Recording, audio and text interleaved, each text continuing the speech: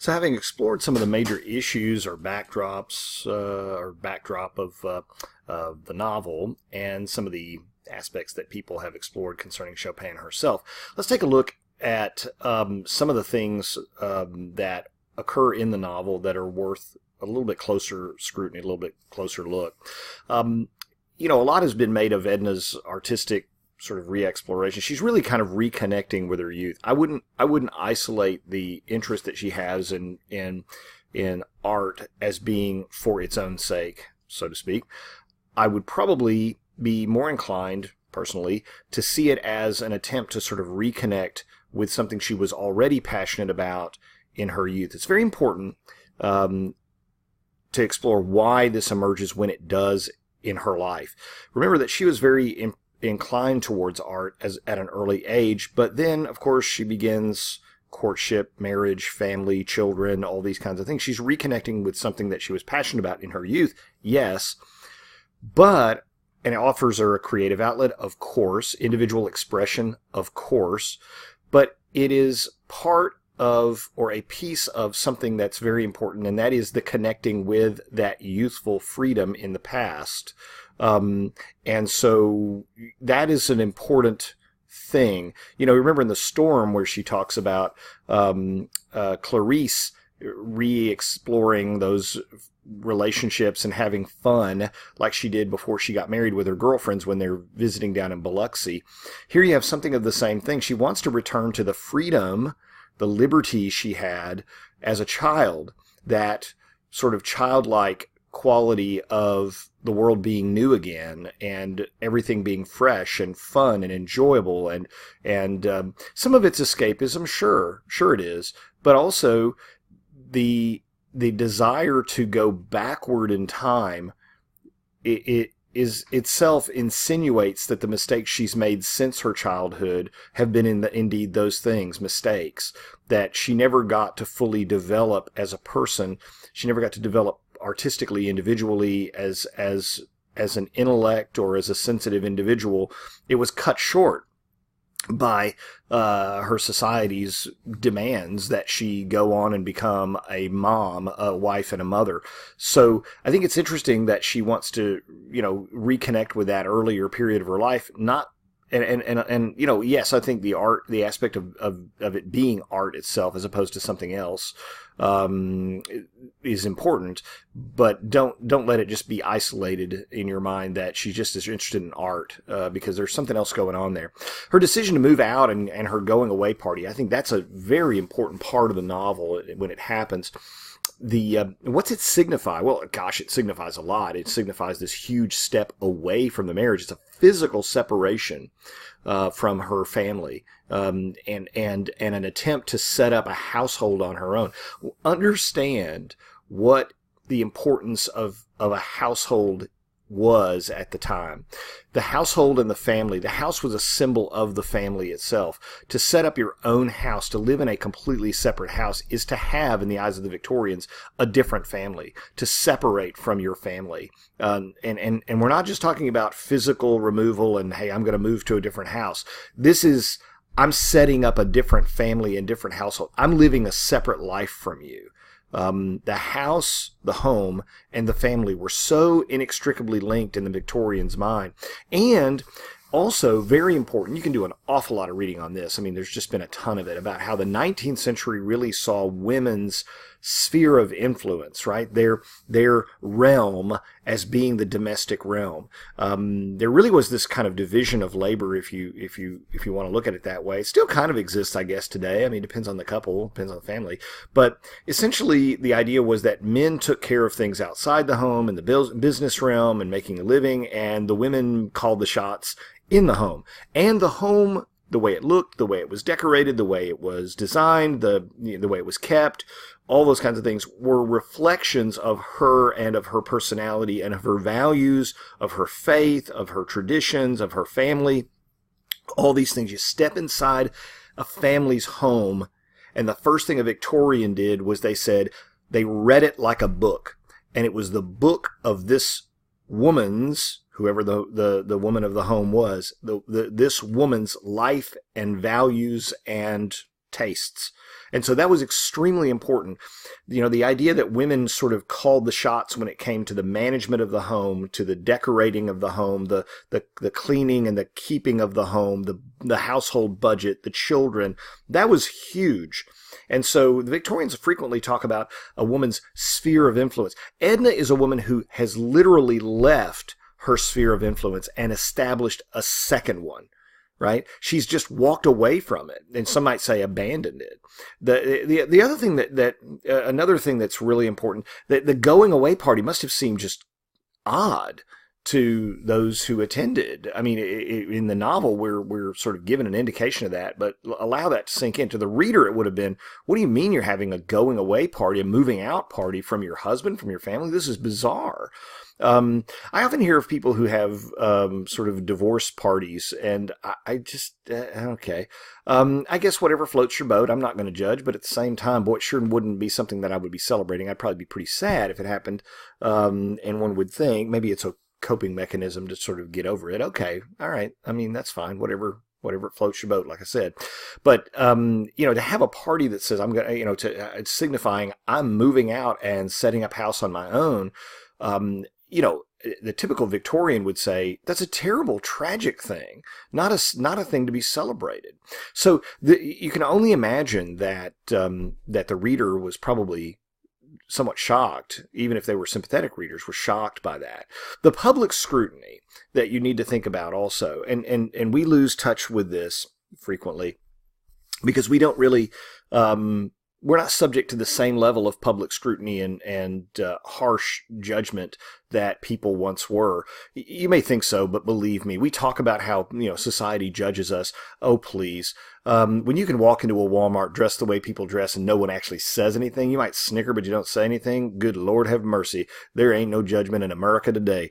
People can just live the way they want to, and there's just pretty much, people get up in your face if you tell them that they ought to pull their pants up or what have you.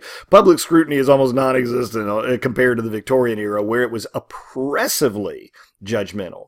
And it was more so because, and those of you who live in small towns will really know this, small circles of friends really have, and small communities. And New Orleans at the time was a city, sure, but it was a fairly small city. And if you were part of a particular social or economic group within the city, or within a neighborhood especially, everybody knew your business. Everybody did. And there was much more contact with your friends and your neighbors. Something about just technology keeps us both in touch with one another, but also makes our relationships far more superficial and shallow. Our friendships consist of 140 character tweets. And at the time, they spent hours and hours, days and days, every day together, the same group of people. So the social pressure was very intense. Hence, Leonce's lie about, well, she's moving out because we have to renovate the home. He's humiliated by it. As a man, he's humiliated by it. Why can't you, as the man of the house, exert some sort of influence or control over your wife? Would have been the line that he received, not just from men, by the way, but from women too. Why can't you work this out? What's wrong with your wife? What are you doing? Maybe he's really concerned about public image. And of course, he's been criticized as a character in the novel. He's been criticized about being overly concerned about public image. But I think I don't know that Chopin is really painting him that way. We'll talk about that next. He's an individual who's really worthy of consideration on his own. How do you think he's being presented? How do you view him as a character? Do you view him as sympathetic because his wife left him and just abandoned him? Do you view him as a villain because he's not really supportive of her? Or do you just sort of view him with a certain level of sort of moral agnosticism? He is what he is. He is a very typical, on the one hand, you can say that Leonce, he did everything he was supposed to do as a man during that time. You were supposed to grow up and work hard and make as much money as you can and advance your family within society, advance your family economically, become a leader in the community, become a pillar, be the kind of person who runs for city council or the volunteer fire department or whatever, who helps build parks and makes the community better, because a lot of people out there are a bunch of shirkers, a bunch of people who don't care about it. And once you're at a level of success, you need to be what used to be called a pillar of the community. And that isn't a bad thing. Communities don't get built without people like that, right? Communities depend on people like that. The guy who runs for mayor in a small town when the pay is like $10 a week, and he's up there every night of the week doing stupid paperwork for the city because he cares about parks and roads and bridges and services and things like that. So Leonce, in some ways, is one of these types of people. And he doesn't have a sort of warm, empathetic relationship with his wife. It's very, very paternalistic. It's very controlling. And you can criticize him for that. Sure, absolutely. Would I want to be married to somebody like that? No, I wouldn't. But on the other hand, he is following the textbook he was given. He's following the textbook of how to be a dad, how to be a husband, how to be a businessman. That's what he does. And he's, dumbfounded, flabbergasted that she is not accepting of that. I mean, I'm following the rules. I'm doing what I'm supposed to be. I'm being the dude. I'm being the man. I'm doing what I'm supposed to be doing. What do you mean you need this? What do you mean you need that? So on the one hand, today we look back and say, gosh, I wouldn't want to be married to somebody like that, because, I mean, first time you have some sort of emotional crisis, he's not going to be there for it. But on the other hand, you think, well, but he didn't know any differently. That's what he thought he was supposed to be doing. So it's an interesting, I think he's one of the most interesting characters in the novel, even though he kind of gets dropped halfway through it, at least halfway through it. I think he is very interesting in that regard. More interesting to me than the character Robert, who gets considerably more attention in the novel. But that's just a matter of personal preference. What we end up with is, faced with her situation, what are her choices? And I've heard people say this. I've gone to conferences with them. They've given papers on Chopin. They've discussed Chopin, and they say, poor Edna has no choices. That is not true. Edna has a plethora of choices. It's not that she doesn't have choices. It's just that they all suck, right? I mean, you're missing the point if you think she doesn't have choices. Of course she has choices. She can do what Adele Ratignolle does, and that is fake happiness, right? Just fake it. Are you happy? Yeah, sure. Yeah, I'm happy. I'm as happy as I think you're supposed to be. I don't know what happy is. They tell me happy is doing this, so I'm doing it, and so I guess that makes me happy. You can do what Robert wants to do, and that is just run away. But even Robert, in proposing that they do something radical, is really only proposing that they do something radical so that they can go ahead and do something very conventional, like getting married afterwards, right? I mean, his solution is run away with me so that we can then get married and have a small house and a picket fence and children and join the PTA. Wait a minute. Of course, Edna balks at this. She's like, wait a minute. That's what I'm leaving. That's what I'm running away from. I don't want to do that anymore. And you just want to reinvent that for me. All you want is, you don't want me to do something radical and explore my individuality. You want me to just go be a married woman to you. And I don't want to do that anymore. Alcée she's really just exploring her libido when she gets with Alcée. He's a very attractive man, and she enjoys the sexual freedom that she experiences with him.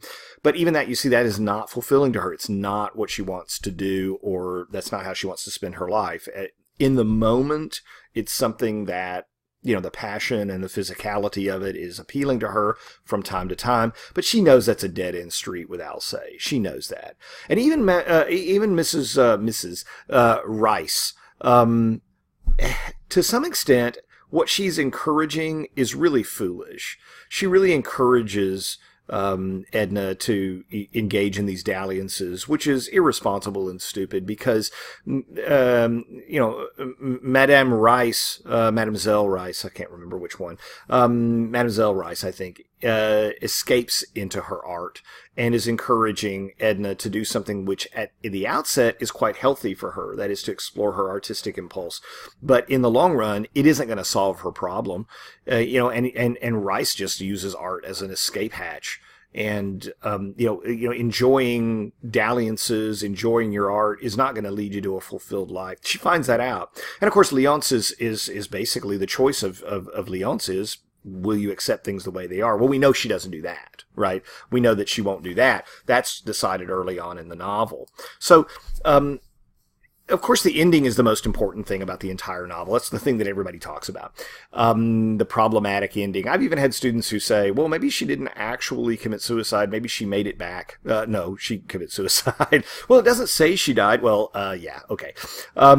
She dies and she commits suicide. And whether she begins her swim out there thinking, I'm going to commit suicide, or it just occurs to her during the swim, or whether it's some sort of subconscious thing, you deal with that as you wish. But the question of what type of act the suicidal act is very important. Is it an act of defiance or of despair? That's a good question to ask yourself. Is she doing this to defy people in her life and institutions and all of this? Or is she doing it because she feels like the choices that she has are terrible? Is this a sort of triumph over her circumstances or a surrender? In other words, is her suicide, actually a triumphal thing? Like, I won't be held down. I won't be pinned down. You can't do this. And if I have to kill myself, I will exert, because it is an act of individuality. That's a fact, isn't it? I mean, if what she is experiencing is an oppressive system where she is not allowed to develop her individuality, then certainly one of the most individualistic decisions you can make is to end your own life.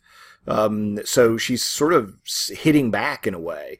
Or is it just a matter of just surrender? That, no, there's nothing else to do. I'm defeated. Is it going down fighting, or is it just quitting? So what are we to make of it? What is Chopin trying to tell us? I think she's deliberately ambiguous, frankly. I mean, that's my perspective. I've heard people argue both sides of this. No, it's a triumphant, strike back at the man. Or no, it just shows you the hopelessness of her situation. Honestly, I think Chopin leaves it up to us to decide. And that's what we're going to take up with our subject as one of the main subjects for our online discussion, as well as another topic, mainly something I haven't brought up here, and that is the use of symbolism in the text. There's a lot of symbolism in the text. You don't have to. I mean, if you didn't pick up on some of the symbolism, especially the birdcage symbolism, gosh, go have a Starbucks and read it again. So we're going to go to our Blackboard discussion site. I want you to all go there, click on the discussion button to begin the discussion and complete your discussion. I say prior to the midterm. We've already done the midterm, but we're going to be doing this in lieu of a quiz. We will not have a quiz on this. We'll do a quiz in class on Tuesday.